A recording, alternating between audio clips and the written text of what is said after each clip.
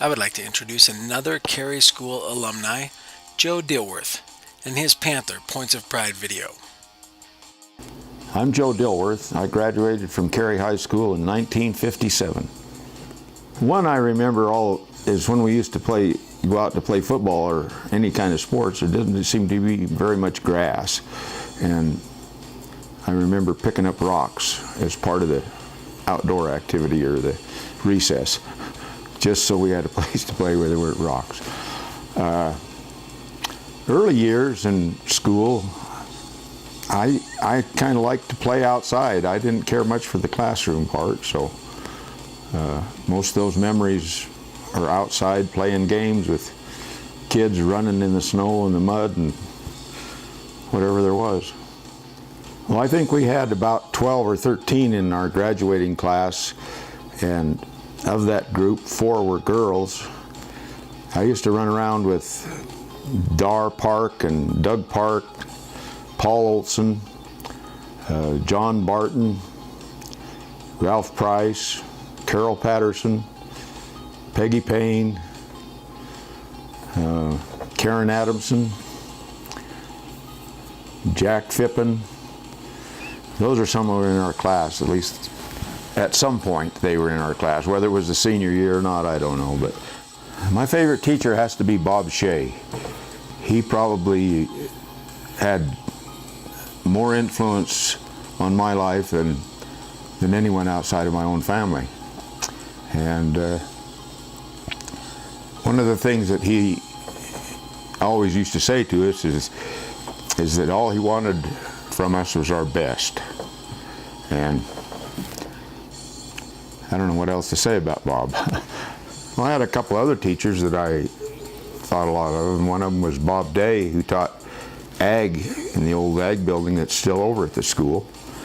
And another one was Pat Wilde. He put the spark in me for history.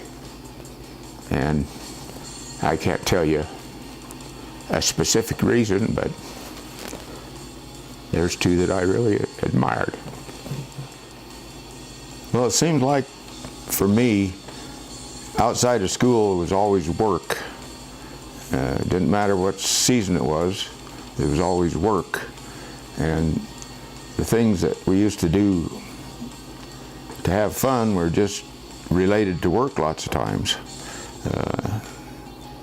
My dad, I know in the wintertime, had an extra piece of metal one year, and we made a toboggan out of it, and every time he'd go to town, we'd hook it on the back of the car.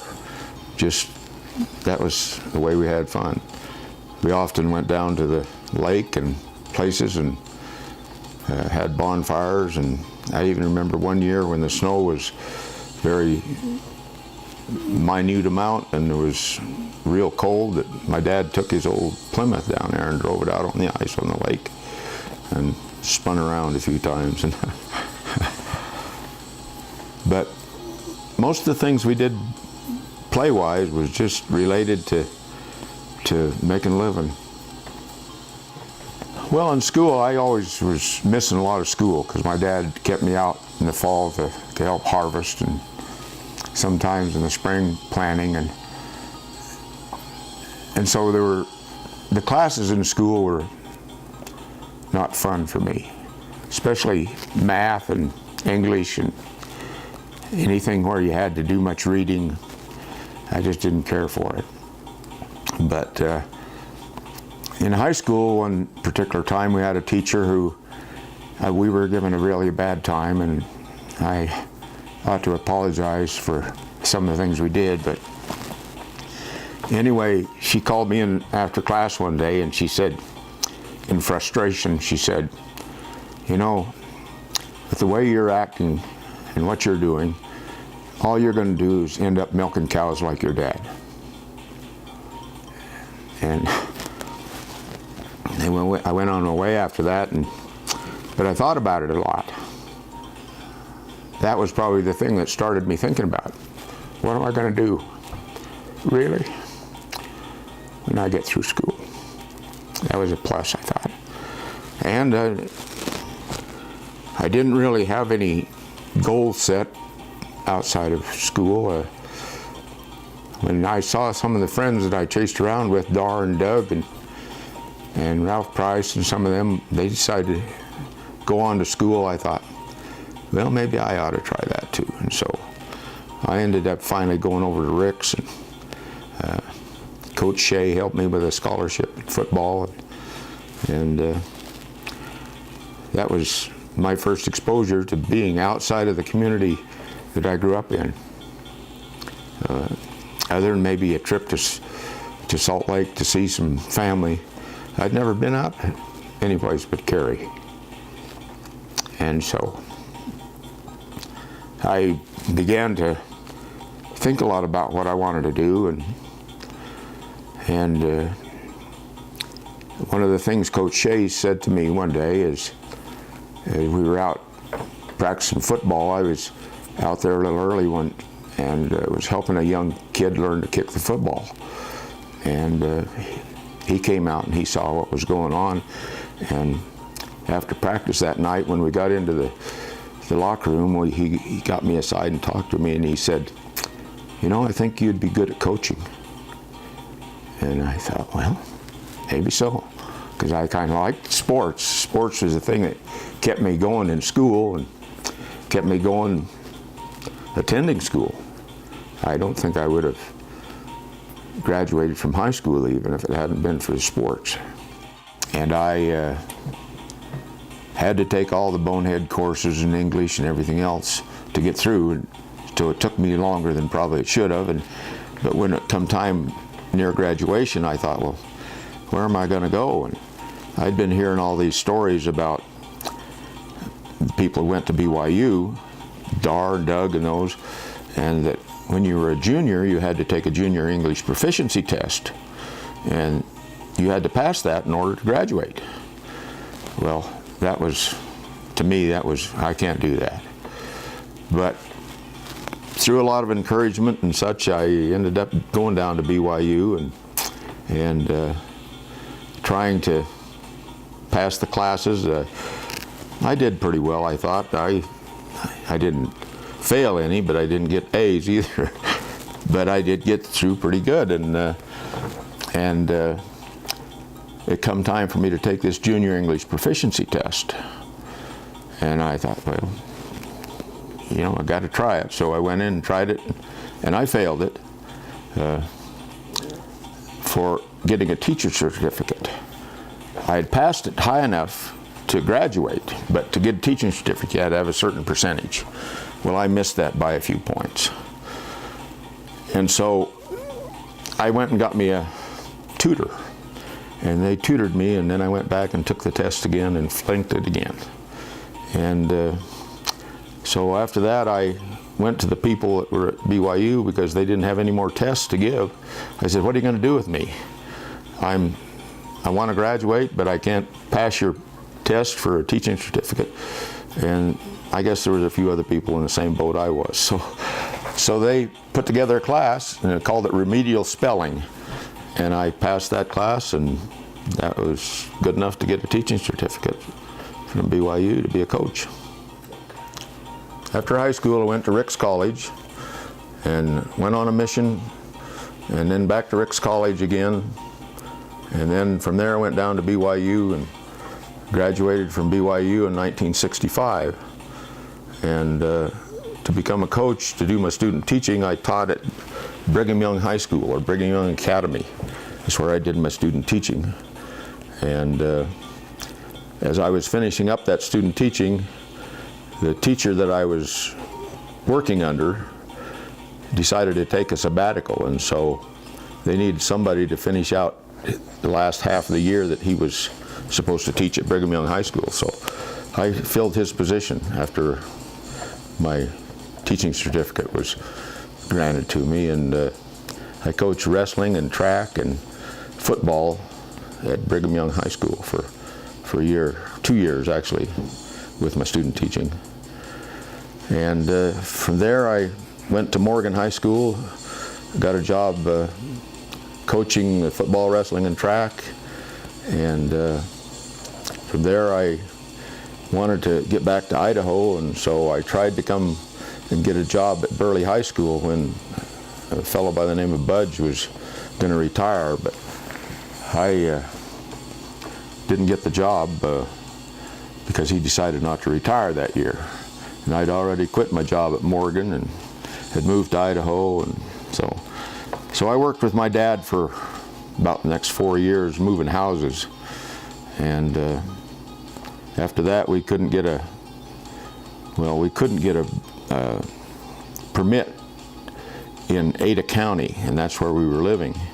We could get one in Elmore and all surrounding counties, but to move houses we wanted a permit in Ada County, and they wouldn't give it to us because they already had enough house movers, they said. So we ended up going broke because of all the travel and everything, and so I got into construction, building houses, and stayed with that for the next 30 years. I think the thing that probably in life, or in my life so far, that has really got a hold of me and engaged me in is storytelling. And I used to tell lots of stories to the Boy Scouts. I was in Boy Scouts for a lot of years, and I got to the point where I wanted to collect a certain kind of story, a story that motivated me or that meant a lot to me. And so I started that collection, and now my kids want all their stories, and I haven't got them all together yet out of the books and places where they've come from. But one of the things about stories that I've learned is that our whole existence or life here is a story. And one of the things that I have, I think, learned to do over the years is to edit that story as it grows and develops. Sometimes that editing is painful, but it's essential, and it's what makes the story. One of the things I've learned about the tough things we go through in this life is that that's the road to take. Because if you're always on the easy road, you're not going to come out polished very well. And so, I don't know, everything's been a challenge, I think. I don't know of any. I've had some fun times and some enjoyment, but there's always plenty of rough roads to go down. Well, the advice I'd give if you're leaving high school and going to college is some advice that I got, not directly, but indirectly. I've learned that that's how it came to me, and that is, set your goals high. I've heard from my son, who's coaching up in Big Sandy, Montana, that if your goals don't scare you, then they're not big enough. And I think that was a little of my issue in school. Is I set some pretty high goals. I thought, like going to Rick's or going to BYU and that sort of thing, but I wasn't ever very sure I was going to make those goals. But they were always there, and today I'm glad they were. That you can't achieve if you don't have something to reach for. So I'd say set your goals high, and don't let trivial things get in the way. Well, I'd have to say that's got to be family over and over. I have 6 children, and like everyone else, they all have their struggles and things that they're going through, but those 6 are among the finest people that I've come to know in this life. Simply because I thought I was not smart, but that turned out just to be one of those rough roads. I ended up, math was one of the things that I always struggled with, and English, but I ended up teaching math when I had a job with J.R. Simplot. They needed to know math, and so he set up a classroom and put me in it and had me teach for most all of 1 year, just basic math. And I never would have put that as a possibility prior to happening.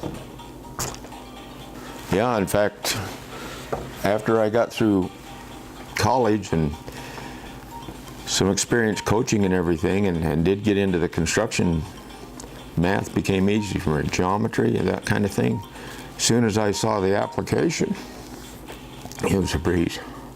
I used to get a kick out of kids that come around and would want jobs at my job site, and they would say, you know, I've got experience doing this, and I've worked for this guy, and big resume, and you knew that probably only about half of it was true. And so I'd ask them, well, you can tell me then which is bigger, 9/16 or 5/8. And sometimes you'd get a guess right. Sometimes, most of the time, they tried to figure it out. Well, of course, 5/8 is bigger than 9/16.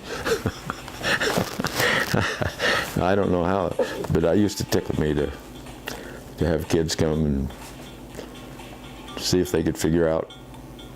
The other thing that sometimes you'd get guys who said they were experienced carpenters would come, and so the first thing you'd want to ask them is, well, have you ever laid out and cut a set of stairs?